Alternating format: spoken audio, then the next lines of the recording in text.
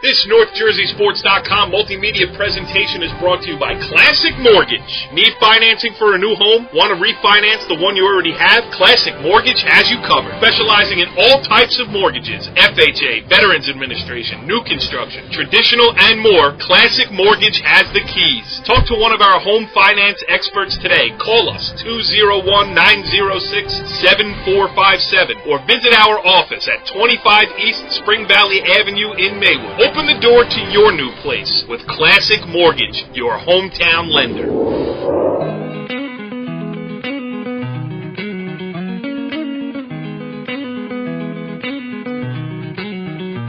are hitting the post.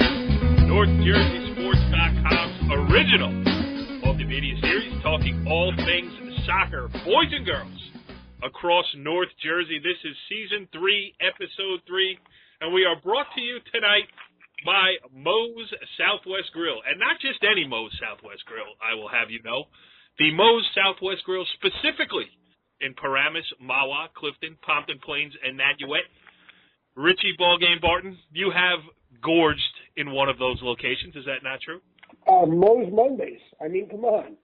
Place is yeah, great. But they got a new thing, though. They got Tacos Tuesdays over there at Moe's, too. So, yeah, what do you think of that, Jim Fucci? Taco Tuesday. Considering it's Wednesday, I gotta wait a few more days. I know, it's due. We are taping this on Wednesday night, so we have 6 days to wait for the next Taco Tuesday. Yeah. But we have some things to entertain ourselves between now and then, as we're going to talk some big-time soccer here. We're going to cover the whole gamut. As I mentioned, we're going to go into the northwest reaches of Bergen County girls soccer and talk to Indian Hills head coach Mike Menzella. And then we are going to go down to southern Bergen County to talk boys soccer with Garfield head coach Mark Pieklo. So we're, top to bottom, Bergen County soccer talk. We got it covered this week. We also have some breaking news here on this edition of Hitting the Post. Our very own James Fucci, the man who stepped away from the game that he loves, but the honors just keep coming in. I had a little bird tweet at me that our co-host, Mr. Fucci, has been inducted into the, what is it, Jimmy, the New Jersey Soccer Coaches Hall of Fame? When? For what? I understand that you have received a big honor and that you know about it. Would you care to elaborate? Nope. Well, I can go back to where it all began here. I have some evidence of where it all started for a young James Fucci. Ready? Uh-oh. Jim Fucci didn't become a soccer guy until he beat Ramapo as the goalkeeper, and he got all county off that game. He's been living off it ever since. What was that, 1991, Jimmy, when you beat Ramapo in the Bergen County tournament? Yes, 1-0. Evan, that was the great Evan Baumgarten, Ramapo head coach Evan Baumgarten, who gave us that little tidbit of information, and he said that you've been living off that game ever since. Well, actually, I said that. And he's been every year, the 30th of October, my house gets rocked with eggs, Mistress Night. I'm pretty certain it's him. You see a car driving down the street with soccer jerseys falling out of the tailgate. Backpacks flying all over the place. Hey, Richie B, you've been out and about. I mean, I had some family obligations to take care of, but you held down the fort. And listen, Jimmy, I mean, not only should Richie Barton be committed, but he is committed. He went and watched 2 girls soccer games in the last 2 days, including an Elmwood Park victory over Garfield. Now, Richie B, listen, you're all over it. Listen, to get to where you want to be in life, you got to be a go-getter. Richie Ballgame is a go-getter. I see a game, I go after it, I attack it with award-winning reporting to let North Jersey know that good soccer is all over the place. Yes, and today you were, no, that was today, and yesterday you did Lakeland girls soccer against Passaic Valley soccer, and that game was interesting because Lakeland off to a good start this season, and they're going to be a factor in the upcoming Passaic County tournament, which gets seeded tonight as we tape this show. Absolutely. I mean, Coach Rick Capozzi, they were a 3 seed in the tournament last year. Rick Capozzi feels that they should be a 3 seed again. Yesterday was interesting because he didn't know what to do as a lot of his kids are banged up. He didn't know whether to rest kids or just play everyone and hope he got out to a lead and rest them. So he had a few little tactical things he had to do, but it all worked out in a 2-0 win. And it'll be interesting to see if they can challenge Clifton or Wayne Hills for a shot at the title. Absolutely. And I have proof that you were at the game because you filed remotely. Again, very impressed with your technical savvy and knowledge here the last couple of weeks. You sent in this interview with Lakeland head coach Rick Capozzi. We will get into this. Then we will get into our live guests. Soccer, soccer, soccer. Here's Rick Capozzi. Hey, Lakeland head coach Rick Capozzi. Rick, I thought in the first half, I thought you carried in space well. You put the best you could on the field. And when you do that and win 50-50 balls, good things are going to happen. Yeah. First half I had, 70% of my starters in. We got banged up a little bit the last couple games, so, getting a nice 2-0 lead kind of gave me a little cushion to get some extra players some playing time. Again, because I'm going to lose them later on in the season. So the girls that I rested, they got some well-deserved rest. So, again, second half is a little different because I got to change some players. Yeah, and, looking ahead, before you know it, the Passaic County home is going to be big. Mm-hmm. And when it is, you're an interesting kind of team because you lost a lot and still returned a lot. Yeah, I mean, the players I lost, I was able to fill spots. And again, I had a very talented freshman team last year. I was able to pull some girls from the freshman team and again, fill the spots that we needed. I mean, the big spot was Kirsten Fierro at Cooper. Brielle was the second team all-county girl last year off the side of her. Now she's taken over that role. She's really an outside back, but she's doing a tremendous job. She's one of those ones that got tweaked a little bit, and I'm glad today she really didn't have to do too much work. But again, she's one of the key players that has filled that one spot for us. And who do you have coming up in the next week? We have the fall coming up Thursday, always tough. And then we get a rematch with Ramsey. At Ramsey, we lost with about 58 seconds in the state tournament last year. So that'll be a nice metric stick for you. Yeah, like I said, if we're healthy, we match up well. All right, Richie B. Good stuff there, getting the audio filed from the field. Beautiful. Now, we're going to get into our guests here shortly. But before we do that, I just want to make mention, because I did a little bit of work this week as well. I went over to see Ramapo, who is everybody's #1 ranked team here in Bergen County through the first part of the season, the defending Bergen County champions as well. And, they lost a lot from that team last year, as they, good programs are wont to do. But I watched them against Paramus, and I was impressed with the way they knocked the ball around. Jimmy, they're playing, wide open soccer. They are using everybody on the field. Their defenders coming up in support, their midfielders making those connections and then making, overlapping runs. And then with senior Dylan Rocchio and sophomore Sebastian Varela in the middle. As you like to say, soccer, the best team does not always win on every given day, but it's going to take some crazy bounces for somebody to beat Ramapo. Let me ask you this. Are you surprised?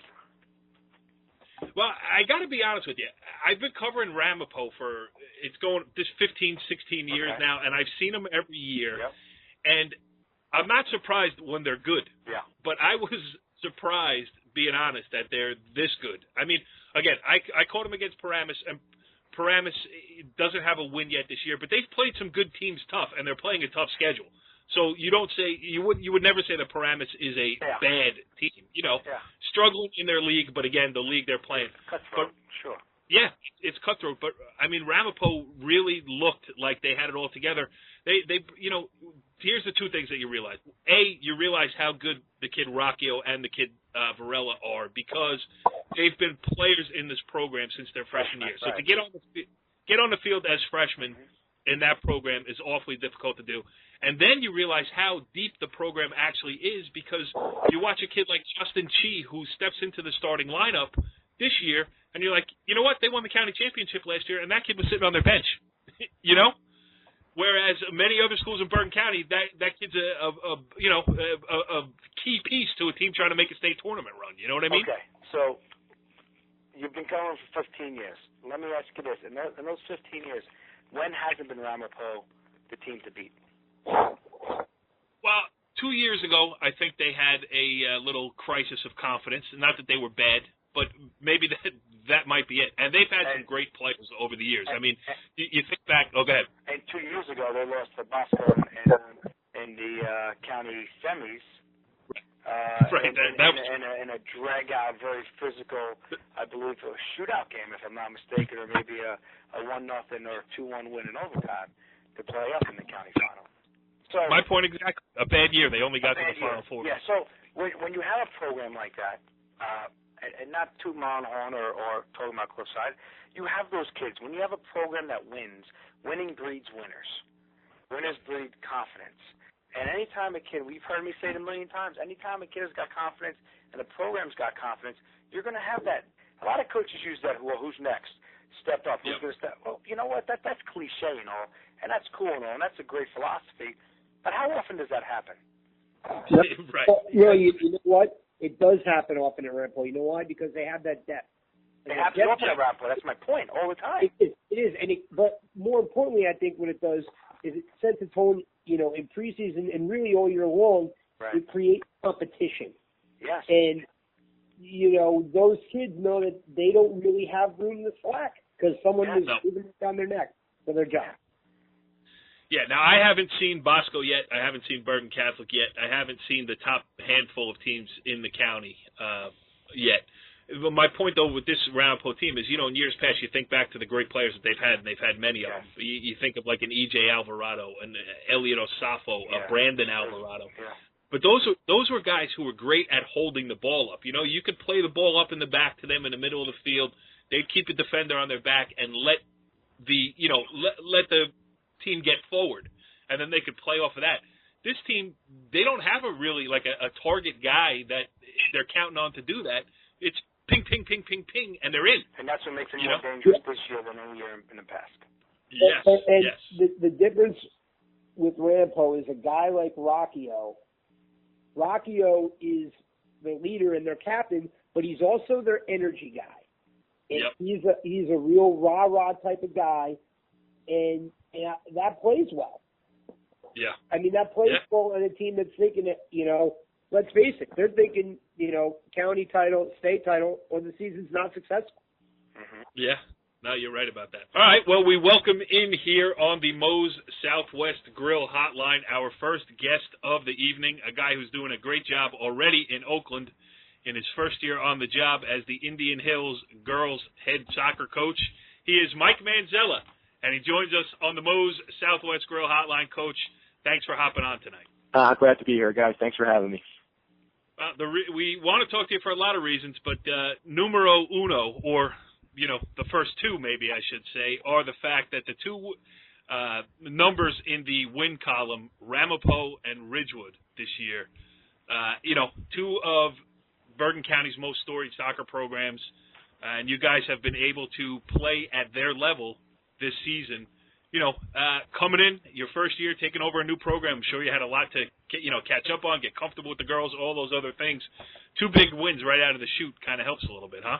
Yeah, it definitely helps, give us a little more credibility to what we're doing in our training sessions, and, obviously helps us kind of cement the philosophy we're bringing to the program, too. And, primarily it's just getting the girls to believe in themselves. A lot of it is, in any sport, giving the kids the confidence, just making sure they have someone that's motivating, getting behind them, and knowing that you have their back and that you're there to support them. And, the girls so far have really stepped up to the occasion for us.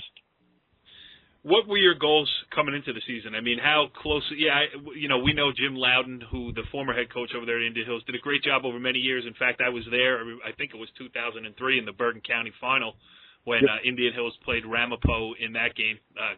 Indian Hills had a great goalie back then, Allison Vespa. The name sticks in my head. She had a great game that day too. But anyway, I digress a little bit. But what was coming in taking over for a guy who had been there for a long time? His system was in place, and was it an adjustment for you, for the girls who had grown up in that? I mean, how did you kind of, bring your own mentality to it right from the beginning?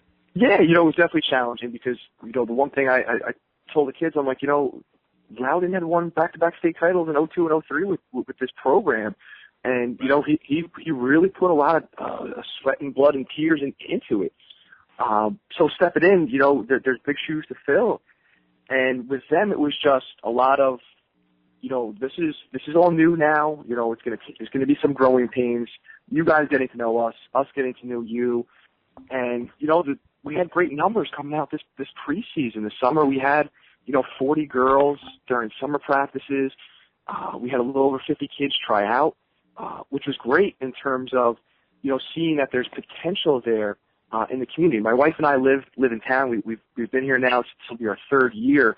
Our daughter just got involved in soccer. She's in kindergarten, so you know it's almost like, you know, I have short-term goals with the kids, and I'm also thinking long-term.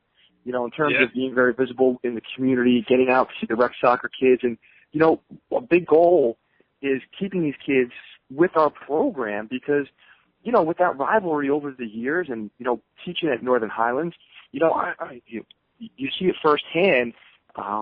When the kids are faced with the decision what school they're going to go to. And, you know, I think living in Oakland and having kids in the community, hopefully that starts to give, you know, an advantage and starts tilting that balance a little bit more over the next couple of years. Yeah, you got to start throwing some big birthday parties. Get everybody involved. I'm going to bring Jimmy Fucci into the conversation because, Jimmy, from a coach's standpoint, too, you took over for you know, Ron Merrill, who had been at Cliffside forever, too. Was there, Jimmy, maybe you can relate it to the Indian Hill situation now, but was there a hump that you had to get over? When did you feel like, and listen, there's a lot of work to do left with Indian Hills. You know, good start. We'll see how the season finishes and all that other stuff. But do you remember taking over as a coach of a program with a, you know, legendary head coach like Ron Merrill? Yeah.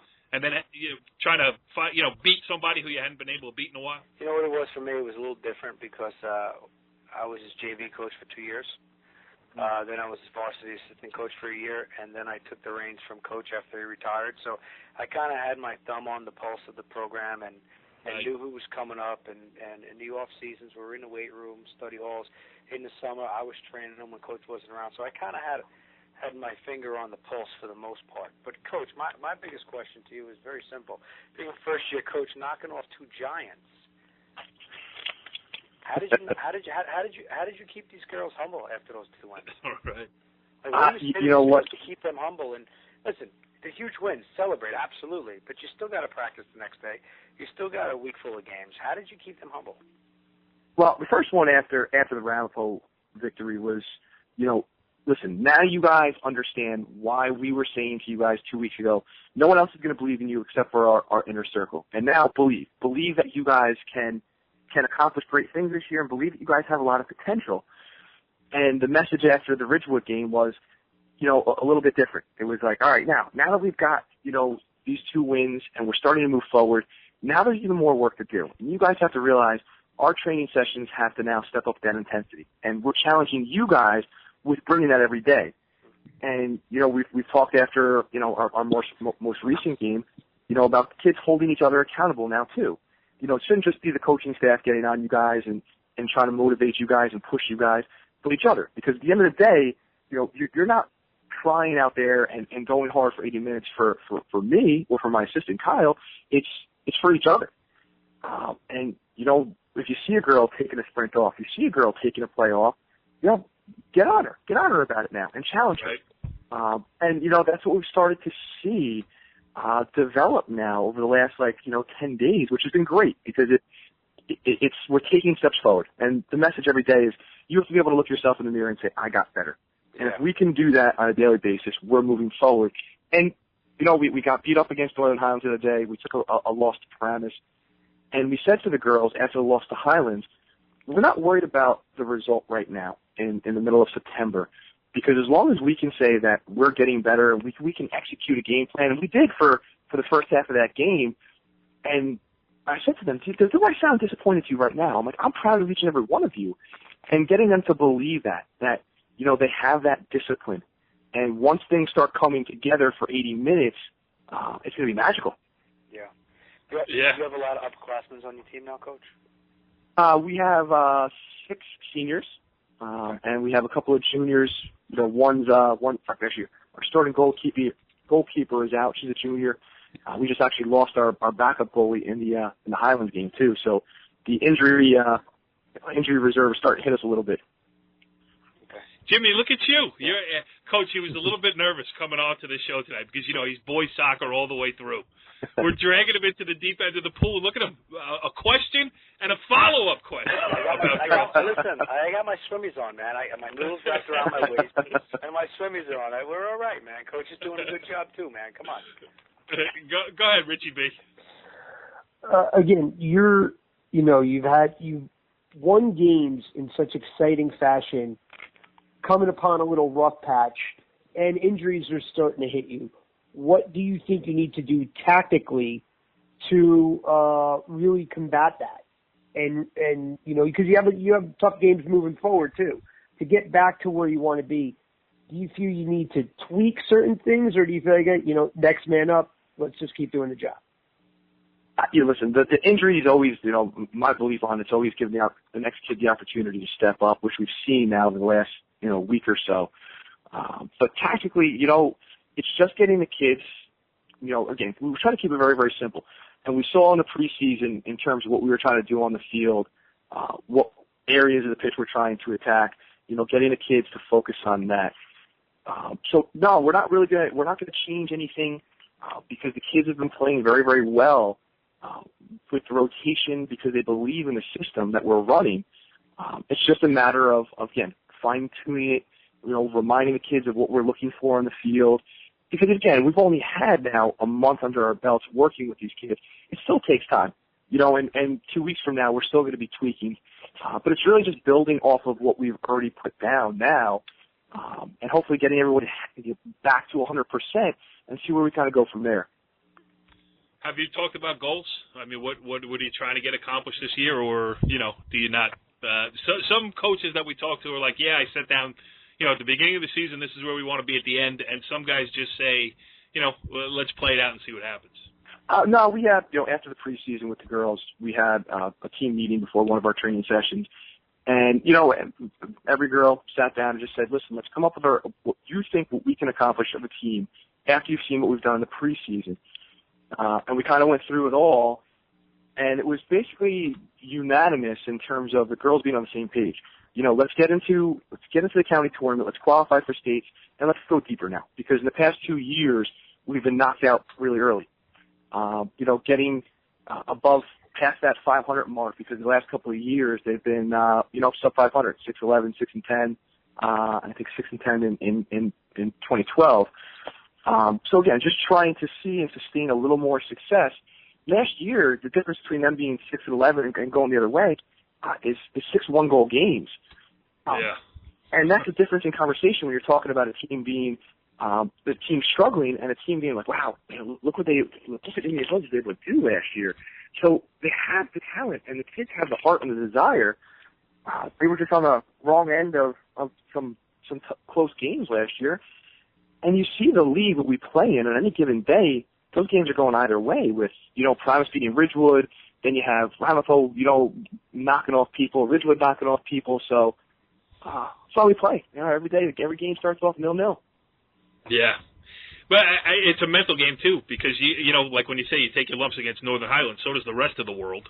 And, so you got to say, hey, you're not as bad as you look on a day when you play Northern Highlands, and maybe try to temper it a little bit by saying you're not as good as you look on a day like Ramapo. You got to find that even keel somewhere along the way and just say, let's just stick to our strengths, I would imagine. Yeah, everyone says that life's a roller coaster and sports are no different. And we said to them, we don't want to have those real extreme peaks and those lulls. We just kind of really want to establish some consistency day to day and game to game, so we're not erratic, so we can know what to expect. And, we want to make sure when we step on the field that, we're taking every game, we're treating every opponent like it's our championship game. So it gets them a little more focused now, because you can't look past anyone. On any given day, you see what happens with all the different results that are reported. And it's just getting them to believe and understand that this is your opportunity today. This is our league, our county, our state championship. And bringing that intensity in any sport is challenging. And the girls so far have done a great job stepping up. Jimmy, I dare say Do you have anything else to add? I got plenty over here, buddy. So I'm glad you said. I mean, game of soccer, you play with a round ball, anything can happen. In our program, when I was coaching, I used to say whether we were playing the best team in the state or the worst team in the state, we'd always tell our kids, hey, listen, it doesn't matter who you're playing, it's the best team you're playing that day. So, put your best effort forward. So I'm glad you're preaching that because it seems like your program is definitely heading in the right direction. Well, I hope so. I hope we can sustain this and build off this for this week and for the rest of the season. Richie B, you got anything else? No, Coach pretty much summed it all up.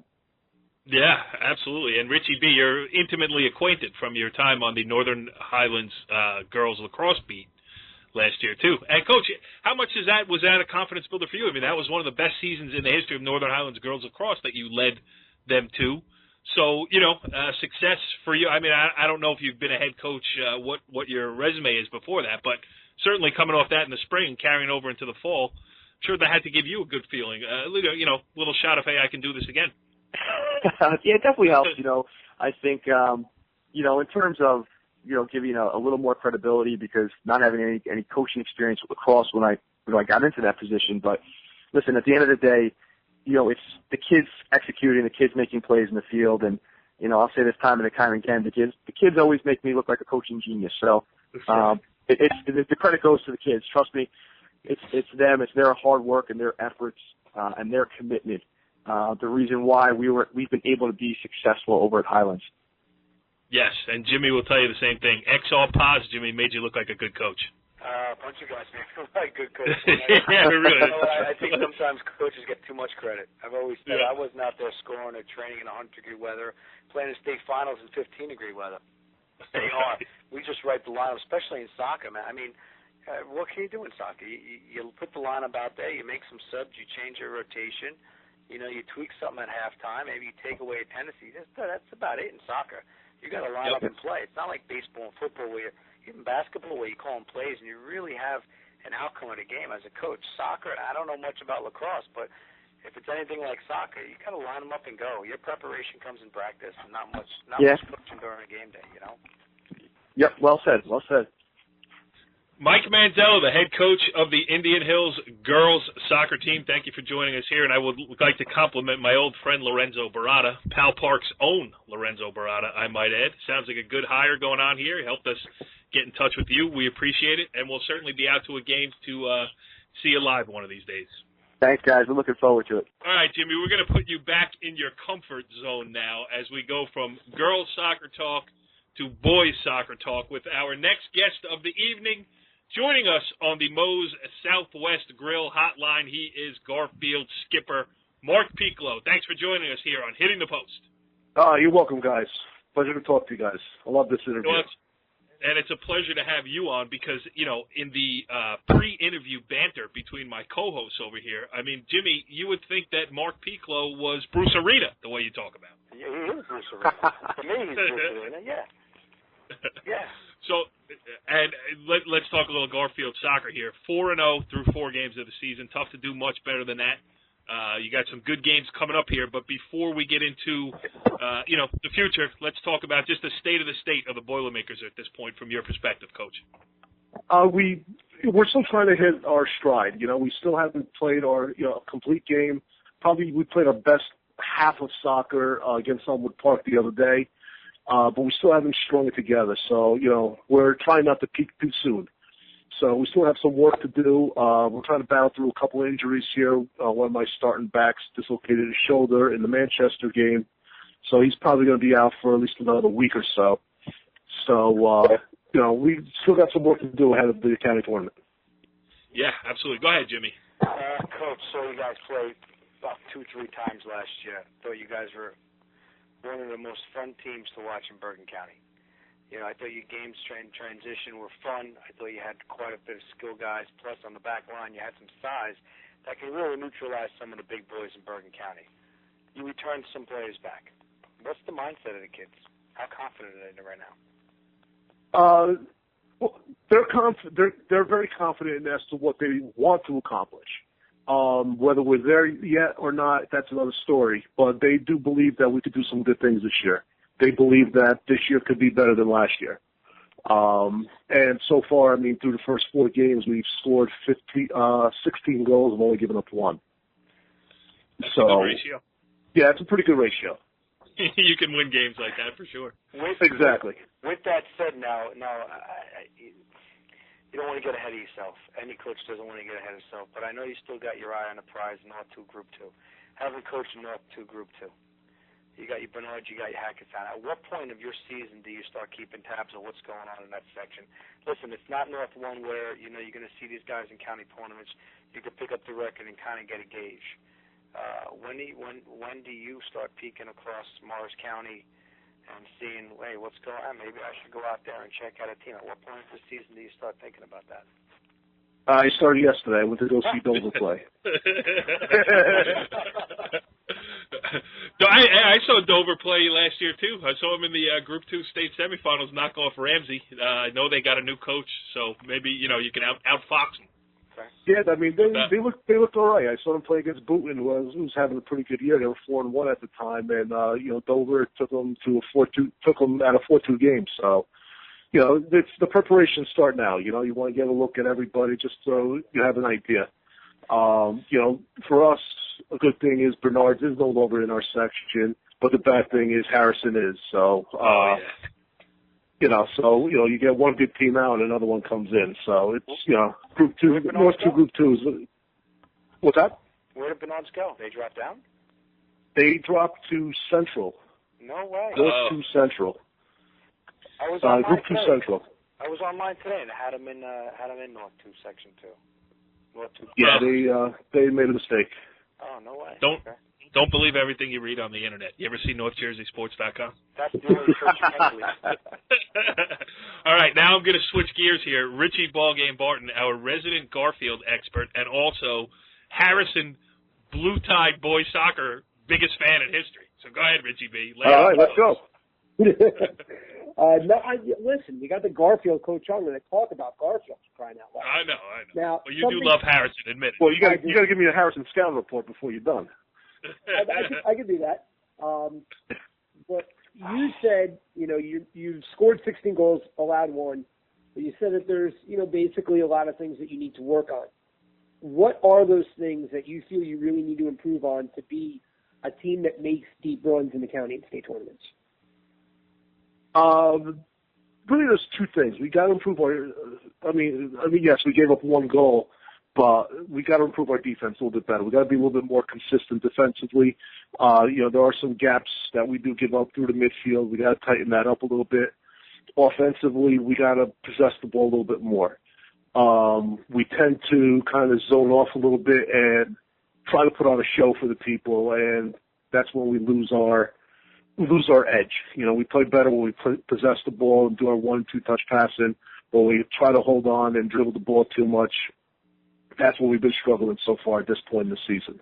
Anytime we do possess the ball and play that 1-2 touch soccer that we love to do, we look pretty good. But it hasn't happened too much this year.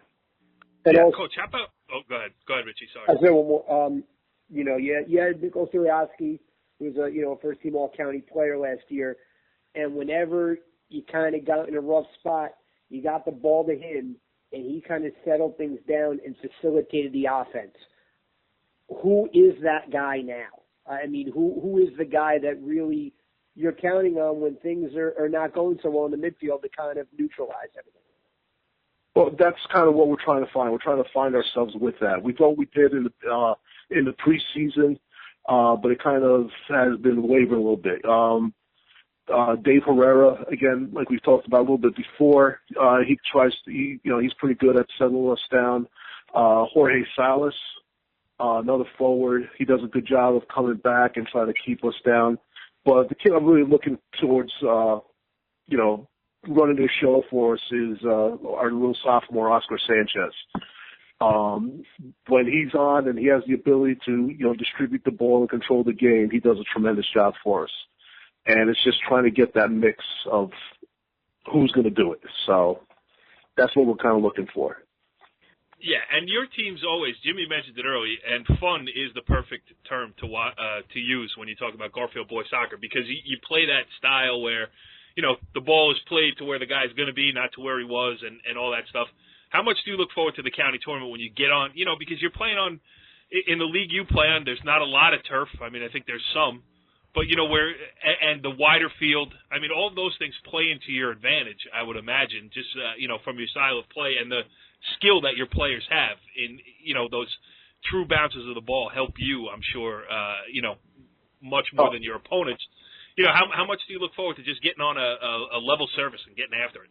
Oh, absolutely. We can't wait for it. I mean, our home field is not an advantage. It's almost like a disadvantage because you're exactly right. We play on grass and, the grass is kind of thick and, we're having trouble connecting with passes. The balls aren't reaching there. We're used to playing on the turf where we could, make some things happen. All preseason scrimmages that, we've had a pretty decent show now. We have been on turf and, I think right now, I don't think we haven't even played a game on turf yet. So that's kind of one of the reasons why we are struggling a little bit right now.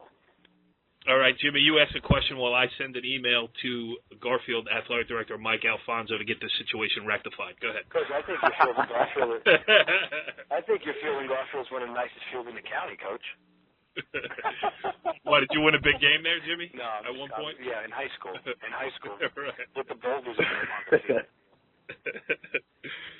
Go ahead. At that time, the grass field was nice, but not anymore. The kid Herrera, senior. What does he do for your team, and why is he so important for your team? He could do a lot. He could play pretty much any position on the field. The thing he loves is he loves the assist.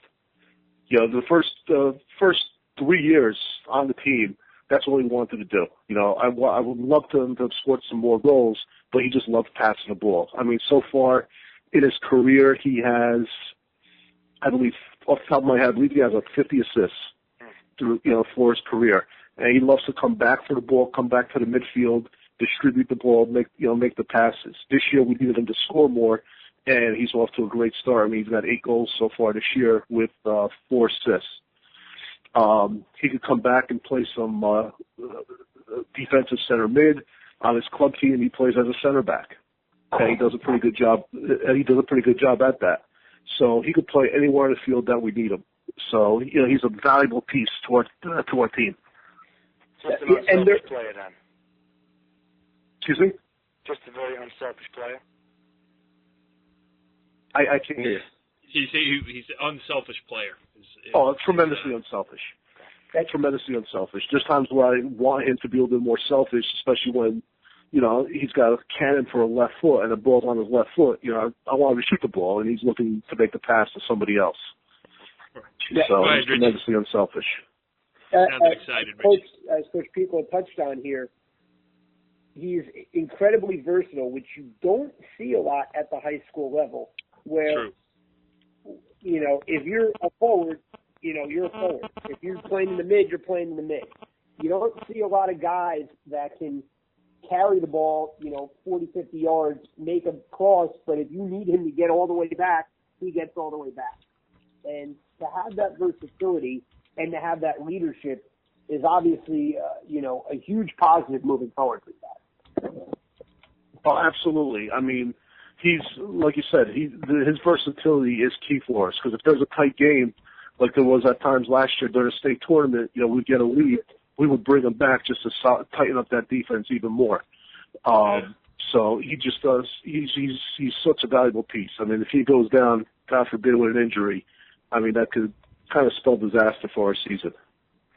What are you talking to your kids about here? I mean, listen, so many years you've been on the cusp of really breaking through to the upper. I mean, you've been a competitive program, a good program, a great program, since we've been running NorthJerseySports.com. But you've been close to having that huge signature win in the Bergen County tournament. Can you make the Final Four? I mean, is that a realistic goal? Is that what you're talking to your kids about that? Absolutely. I think this is a year that we could. I mean, you got a solid 3 up top with, Ramapo, Bosco. You could throw Bergen Catholic up there. And then after that, it's kind of a crapshoot. There's a bunch of pretty good teams that, we'll be fighting for that 4th spot. So I think, this is a year that, if the pieces fall in the right places, we could make a run to get to that semifinal. Oh, and Richie Barton would be so happy because he loves a party in Garfield after games. Oh, absolutely. He'd be the guest of honor. It's bad thing. The Montalbanos, Juice, Chris Hannibal, they're all good guys to know around there. Yeah. Hasn't Chris Hannibal kind of dropped off the scene now, though? I mean, he's an administrator. He's got children. He's an upstanding member of the community. Yes, he's now an upstanding member of the community, so he has dropped off a little bit. But, he kind of could get himself going if the situation's right. Mark Pieklo, the head coach of the Garfield boys soccer program, doing a great job as always, and we appreciate you joining us here on Hitting the Post. I love coming on your show. Well, listen, when you make it to the Final Four of the county tournament, we will demand that you do a repeat appearance. I may even have to show up to somebody's house and do it, get a spot from there. Hey, we'll let you go down. I got Zembrufka, so you come to my house, buddy. There you go. I'm there. Well, interesting stuff there with both Indian Hills head coach Mike Menzella and Garfield head coach Mark Pieklo. Jimmy, you get so excited talking about Garfield soccer. I mean, maybe you want to get on the bench as an assistant over there or something. No. I like coaching 8-year-old girls and 5-year-old boys, man. I'm good. How is Riley doing? She's doing well. I was proud of her because, she does some really nice technical stuff on the ball. But, she's very young for her age, and she's the youngest one in the league. And when she's confronted with a 50-50 or Bonia, she kind of shies away a little bit. And in the first game at Neuronia on Saturday, I think she leveled 3 girls, and I loved it. I was like, yeah, she was inciting, contact, and she was under control in her physicality. And I was very excited. And she scored 4 goals on top of it, so it was good. Oh, how about that, Richie B? So, what a proud dad. Let me tell you something. If Lucy and I went for a 50-50 ball, oh, my God, I'd knock him right into the net. He would. He probably would. I got 3-inch biceps, and anybody that can't knock me back in the net shouldn't be on the field. Yeah. That was a good line, Jimmy. I will tell you this. As Coach was speaking, I went online, and, we were talking about Richie and how he works hard, and he covers all these games. Donna Summers had a song, Works Hard for Her Money, and Let the Truth Be Told. I went online, and she wrote that song with Richie Barton in mind. He was the inspiration behind She Works Hard for the Money. Yeah. Jimmy, can you sing maybe a couple I could. Bars She here? works hard for the money. So hard for me, honey. Richie, sing with me, buddy. Come on, you know it. Really go into a dark place. Break out the wigwams and the Cavaricis and sing with me, buddy. I did have a pair of green Cavaricis once, which did not play well at Glen Ridge, which was so comfortable. Done at the Cavarici time. You know what I think it's time for? Okay. I think it's time to end this show. We'll see everybody next week on Hitting the Post. Follow the leader.